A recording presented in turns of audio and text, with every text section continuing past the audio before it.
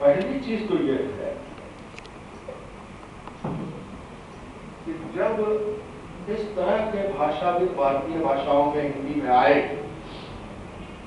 उस समय तक ऐतिहासिक भाषा विज्ञान का बोलबाला था। यही नहीं था, पूरी दुनिया में था। हिस्टोरिकल लिंग्विस्टिक्स ही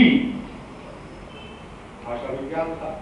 फिलोलॉजी कहते थे उसको, लिंग्विस्टिक्स नाम भी नहीं है। इस युग के ये सब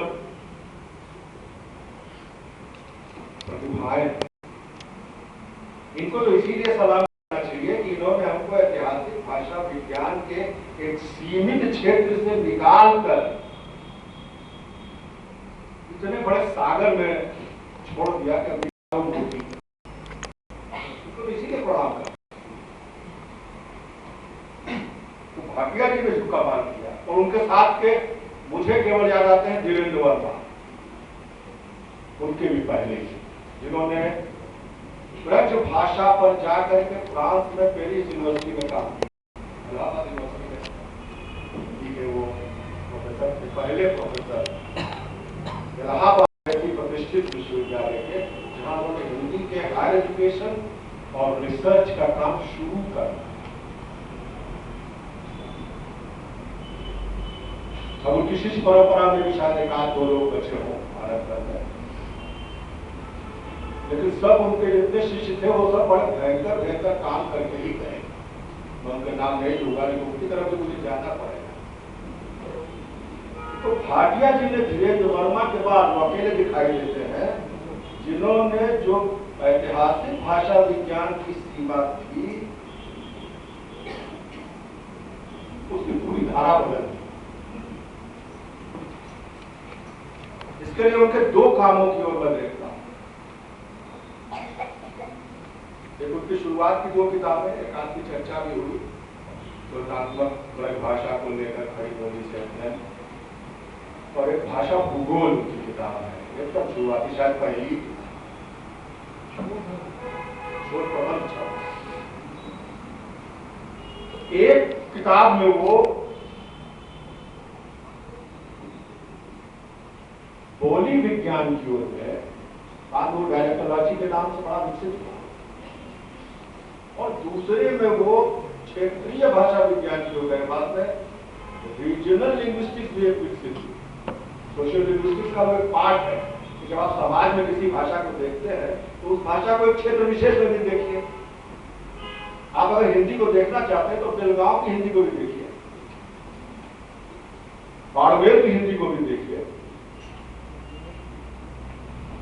हिंदी सिर्फ बनारस और इलाहाबाद में तो नहीं है, यह व्यापक दृष्टि इन दोनों पुस्तकों में उन्होंने दिखाई। उन्होंने ऐतिहासिक भाषा विज्ञान की कमर तोड़ दी है, अपने अध्ययन की एक दिशा बनाकर। और उसके बाद हम लोग देखते हैं कि दुनिया में, अमेरिका में, यूरोप में अचानक बोली विज्ञान आता है। उसके बाद क्यों आता है? क्योंकि इन देशों की भाषाओं के विविध रूप थे। अंग्रेजी कोई एक अंग्रेजी नहीं है, फ्रेंच कोई एक फ्रेंच नहीं है, जर्मन कोई अलग एक जर्मन नहीं है। तो लोगों का इस क्षेत्र में ऐसी जर्मन कहा जाता है, वहां ये स्वीडिश इंग्लिश है, ये वेल्श इंग्लिश है, ये फलाना इंग्लिश है। बाद में यहां तक हुआ कहा गया ये ब्लैक इंग्लिश है। अब कौन समुदाय कैसे अंग्रेजी बोल रहा है, इस पर भी वो आए। और जब हमने ये तुलना की, जब हम लोगों ने वो शास्त्र सब देखने शुरू किए, वहां के काम देखा, तब कहा कि धीरेन्द्र वर्मा और भाटिया जी हिंदी के लिए कर क्या गए हैं।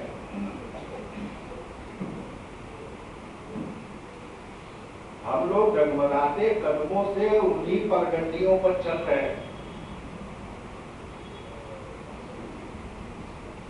पता नहीं कौन है जो उन पगडंडियों को राजमार्ग बनाएगा, कहां है इनमें, कौन है? हाथ खड़े कीजिए। सबकी अपनी मातृभाषा है, सबकी मातृभाषाओं के क्षेत्रीय विकल्प हैं। अभी हेगड़े साहब कहते हैं वहां वैसी कन्नड़ नहीं बोली जाती जहां मुखर्जी जी ने कहा, उन्होंने जो कन्नड़ लिख दिए वो इनकी समझ ही में नहीं है कि आज तक उसका अनुवाद नहीं कर सके। कौन सी कन्नड़ है वो? कभी उस पर कोई काम करेगा या ऐसे ही मर जाएगी? उसको दलितों की भाषा कह कह के हम नष्ट कर देंगे। ये रास्ता आज अगर मेरी आंखों में पानी है तो वो भाटिया जी के व्यक्तिगत संपर्क के कारण नहीं है, या उतना नहीं जितना हमको लगता है कि एक ऐसा आदमी खो गया जो हमें कुछ सिखा सकता है। दूसरी चीज, भाषा विज्ञान में वो तुलनात्मक अध्ययन ले आए। साहित्य में तो आप सब करते हैं, जानते हैं, बड़ा आसान भी लगता है, लगने लगा क्योंकि आपने किया। जो खड़े बोले तुलनात्मक अध्ययन, वो वास्तव तुलनात्मक लिंग्विस्टिक्स है। कितने काम है भारत भर में तुलनात्मक भाषा को लेकर। ये काम उनके साथ के कम से कम 10 लोगों ने किया, लेकिन उनकी सीमा थी। वो अपनी बोली तक गए, बड़ी बोली को लिया, लेकिन उनका मॉडल पक्का है। फिर मैं कहता हूं किसी भी भाषा पर वो मॉडल लागू किया जा सकता है। बहुत हम लोग मौखिक बोलते हैं, कन्नड़ और तेलुगु में बड़ी समानता है। क्या समानता है? किताब दिखाओ ना। उसकी लिपि भी समान लगती है। उसको तेलुगु जो जाने वो कन्नड़ पढ़ लेगा, कन्नड़ जो जाने वो तेलुगु पढ़ लेगा। दोनों में वही मतुलता है, दोनों में पता नहीं क्या क्या है।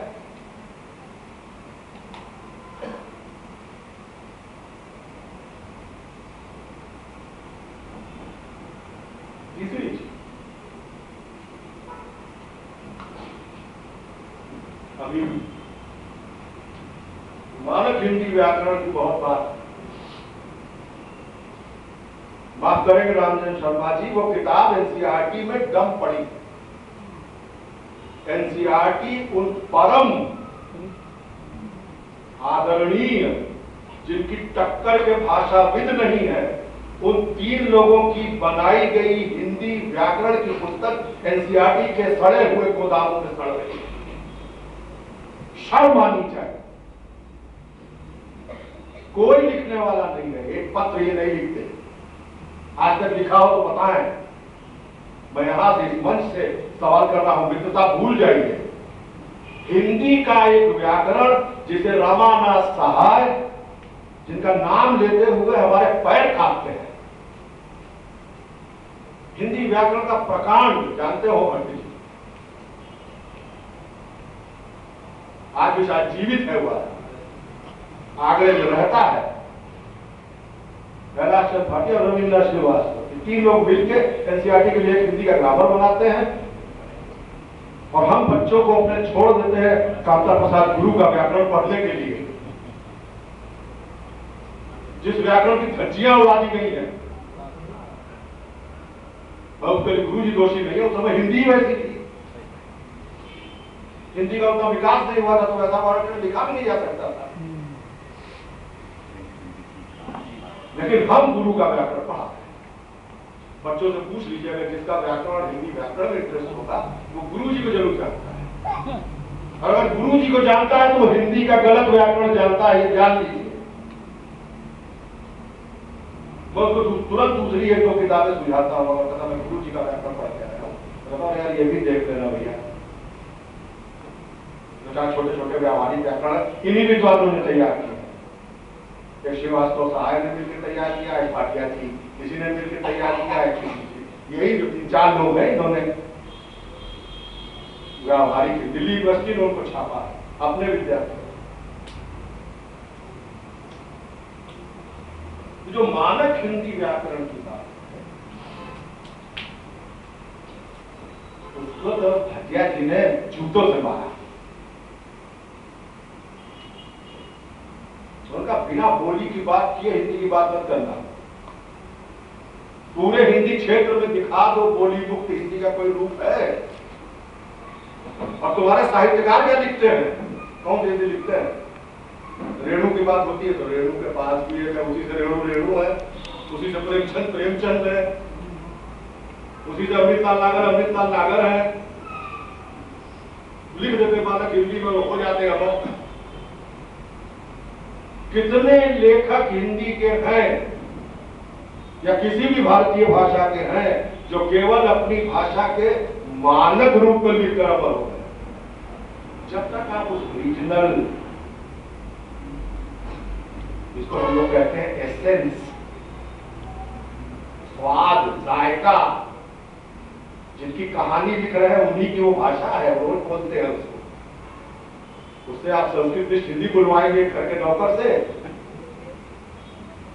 क्या हाल होगा उस कहानी का, उस उपन्यास का, उस कविता का।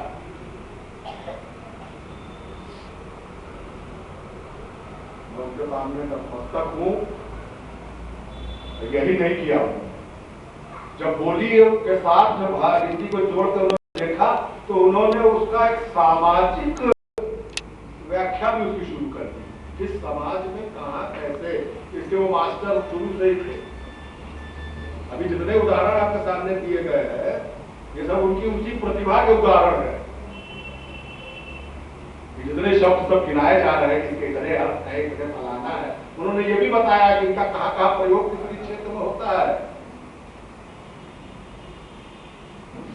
प्रयोजन मूलक हिंदी में तो मेरा पेपर था, मैं चाहूँ तो उस पर 2-4 घंटे आपके सामने बोल दूं, लेकिन मुझे बार बार अपनी बहुत लोक कहावत याद आती है कि भूखे भजन न होए गोपाला।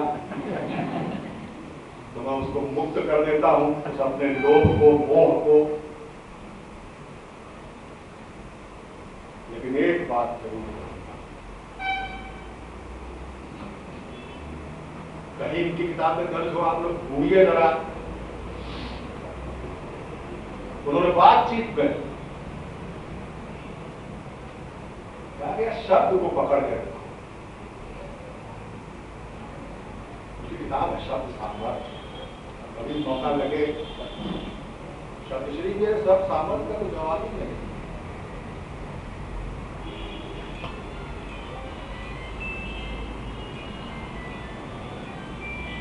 तो शब्द को पकड़ के रखिए। क्यों पकड़ के रखे भाई? जब सब पकड़ के क्यों रखे? तो फिसल जाते हैं तो बड़े शैतान होते हैं। शब्दों को भरोसा करो, बिल्कुल सबसे ज्यादा भरोसा शब्दों का होता है। बोले भाषा तो धोखा दे सकती है, शब्द कभी धोखा नहीं देगा। और भाषा की बनती किससे है? शब्दों से। ये जो बातचीत में इस तरह की चीजें एक आदमी दे देता था, मैं गली गली ढूंढ रहा हूं। मैं बड़े बड़े विद्वत मंचों पर, सभाओं में ढूंढ रहा हूं ऐसा। कल हम लोग बात कर रहे थे, बड़ा आदमी आता है, अपना पेपर पढ़ता, अपने घर चले, तो साले को इतना भी नहीं तमीज है कि दूसरे विचारों के भी बैठ के जरा सुन लो। इस अहंकार से भारतीय भाषाओं का भला होगा?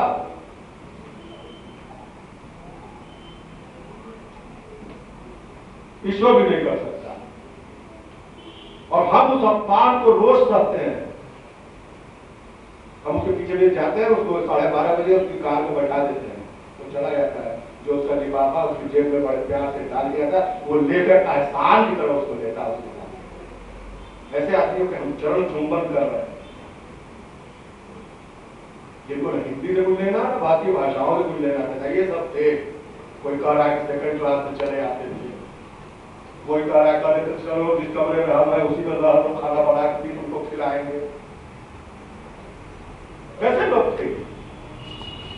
हम ऐसे क्यों नहीं बन सकते? श्रद्धा किसी के प्रति ऐसे ही नहीं उपजती महान भाव। मैं तो बार बार इन लोगों से भी शब्द कहता है, पूरा 2-3 दिन का कुछ होना चाहिए भारतीय जीवन।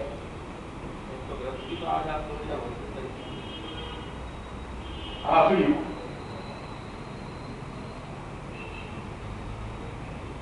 चार ही थे हमारे पास सेनानी इस सत्र में, चारों ने अपने जज्बे दिखाए।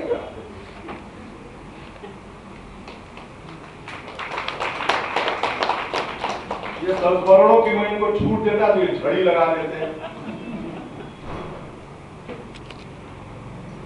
ये जानते थे मेरी भी और अपनी भी सीमाएं, उन्होंने मुझे उस संकट में नहीं डाला। लैंडेल जी कोश विज्ञान की ओर गए, उन्होंने बड़ी अच्छी बात कही। देखिए ये कह रहे थे कि मैं तो नया नया भाषा में घुस रहा हूँ, पता नहीं क्या क्या, बड़ा बेचारे शर्माए से किए। लेकिन इन्होंने भाटिया जी के कोश देख करके ये अंदाजा लगा लिया कि भाटिया जी सिमेंटिक रेंज तक जाते हैं। अब लीजिए साहब, कोई बता दे किसी का कोश देखकर इसका सिमेंटिक रेंज क्या क्या है। क्या महाराज देखिए, आप वो चीज अगर पकड़ रहे हैं, जैसा उन्होंने कहा कि शब्द ही तो सब कुछ है, उस ओर में नहीं जाऊंगा। शब्दार्थ संदर्भ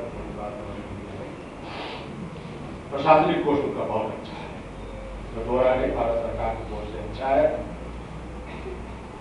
बचौतिया जी फिर हमें मानक हिंदी की ओर ले गए थे, उन्होंने यहाँ तक नारा लगा दिया कि उसकी रक्षा करनी चाहिए। रक्षा के हम सब प्रतिबद्ध हैं, हम हिंदी का व्याकरण बिगड़ने देते हैं तो उसको मानने नहीं रखेंगे, लेकिन उसमें जो एसेंस चाहिए उसको भी अब हिंदी के व्याकरण में आना पड़ेगा। उसको हम हिंदी का व्यावहारिक व्याकरण कहेंगे। मानक शब्द में अगर आप रामचंद्र जी से कह रहा वो पांडुलिपि भैया की तरह दे दो तो जब पड़ी है, अब मैं उसकी चिंता करता, आप देंगे तो मैं वहां से मानक हटा दूंगा, क्योंकि उसमें मानक कुछ नहीं है। वहां जो हिंदी दी गई है वो पूरी तरह व्यावहारिक है। ने का प्रयोग कैसे, कितने संदर्भों में, को का कितने, चाहिए का कितने, से पर फलाने फलाने का कितने, ये तो व्यावहारिक व्याकरण है। दूर तरह सिद्धांत पखाने वाला व्याकरण नहीं करा दे हमको। हमारे जो लोग अगर शुरू में ग्रुप पढ़ लेते तो हिंदी भाषा से हमें पिछड़ा हो जाती। बातों में कर रहा हूं, हम लोगों ने परिपक्व होने के बाद कहा तो बच गए। ऋषभ देव जी की बात ही अनोखी है। सोचा था पता नहीं है कि एक व्याख्यान में तो कैसे होगा। 22 लेख हो नहीं रहे, वो 22 कवि है वहां, और ऐसी ऐसी टिप्पणियां हैं। 12 क्या देखिए कि किसी काव्य का विवेचन सूत्र शैली में कैसे किया जाता है। उनके बाद भी समझ नहीं था, उनके बाद भी स्पेस नहीं था। प्रकाशक परेशान कर देगा 500 पेज की किताब हो जाए, उनकी मजबूरी। राम जन्म जी ने तो पेपर भी आपको दे दिया है, इनके संस्मरण बहुत ही अद्भुत है, हम सबके वो अनुभव है। एक किताब का मैं नाम लूंगा, शायद उसकी वो आखिरी पुस्तक है। इससे आपको पता लगेगा वो आदमी हिंदी भाषा विज्ञान के लिए कैसा दीवाना था। उस पुस्तक का नाम है हिंदी भाषा विज्ञान के अध्येता।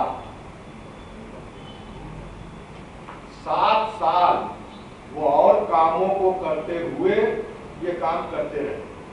बहुत कठिन काम था, एक अध्येता का को चुनना, उसके कामों को पता करना, उस कामों की क्या विशेषता है, टिप्पणी करना। एक 1.5 पेज की टिप्पणी में आपको हिंदी के जितने हुए करने वाले, रामचंद्र वर्मा, धीरेन्द्र वर्मा, फलाने देते रहते, उसमें दिलीप सिंह तक भी आ गए, हमारी बात फिर भी आ गए, जिन्होंने हिंदी भाषा विज्ञान के क्षेत्र में कुछ काम किया। वहां भी उनकी प्रकाशक छाप नहीं रहा था कि इसको लोग करेंगे। हम 4-5 लोगों ने मिलकर कोशिश की, प्रकाशक के पास कहा कि तो आज मैं दिल्ली में बेटी रहती थी रचना, जिसे मिलने गया, इन्होंने पांडुलिपि क्या कहिए उसको, जो कागज मिला, कोई नीला है, कोई पीला है, किसी पर लाइन है, कोई बिना लाइन के है, कोई लाइनदार है, कोई बड़ा है, कोई छोटा है, ऐसी एक फाइल हमको दी इन्होंने। आप हमारे साथ 2 घंटे बैठिए, मैं कहता जाऊंगा, आप इसको करके पिन तो कर दीजिए। मैं भोजन करके दिन का गया था, मैं 10 बजे रात में उनके पास से वापस। वो पन्ने जो अलग अलग साइज, अलग अलग रंग, अलग अलग युग के थे, वो सब एक जगह साटे गए। दूसरे दिन में हमारे जो प्रकाशक है उनके पास जाके वो मैंने उनको सौंप दिया।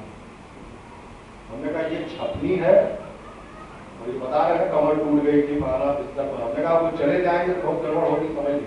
2 महीने में शायद वो किताब छप गया। के सारे प्रूफ मैंने देखे।